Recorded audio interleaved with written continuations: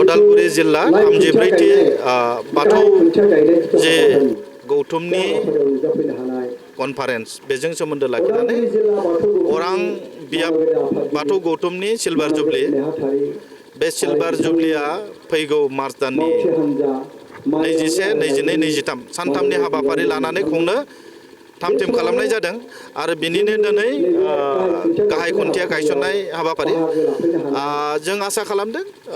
गुबुन गुबुन आन्चलिकनिफ्राय फैनो गोनां जायफोर बाथौसाफोर बाथौ सिबियारिफोर आरो जायफोर जोंनि नैबे ओनसोलनि बाथौ सिबियारिफोर बिथांमोनखौ जों जाहाथे धोरोमनि जि आदर्श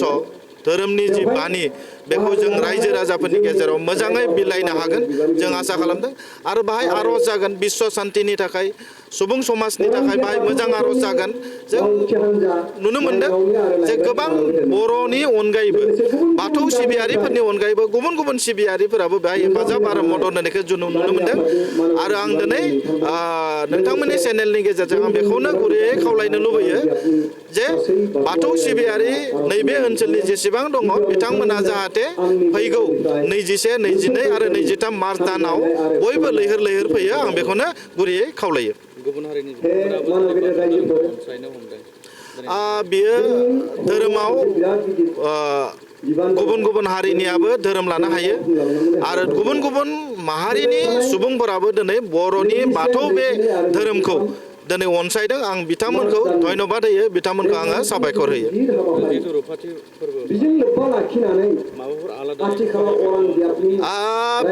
आलादा बिदि नङा जोङो मोजाङै खुंनानै हरनांगोन आरो रुपाथि मावथायनि गेजेरजों दिनै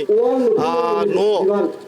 थानसालिया ओंखाराखैमोन थानसालिखौ मोजाङै बानायनायनि बेबस्था खालामदों गेट बानायनायनि मोजां बेबस्था खालामदों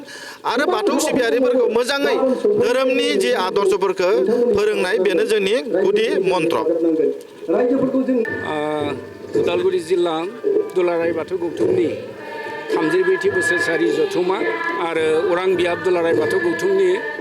रुपाथि मायथाइ फोरबो नैबे अरां बियाबनि सिङावनो अरां बियाबनिनो बे गोथार थानसालि लांगोनायाव जोंहा सानथामनि हाबाफारि लानानै जागोन।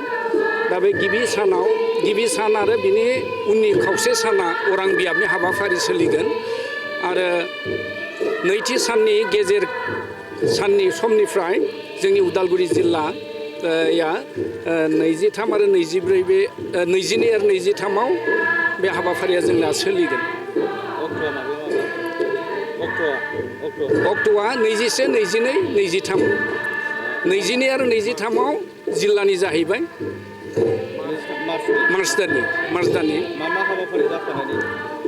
बे हाबाफारियाव जोंहा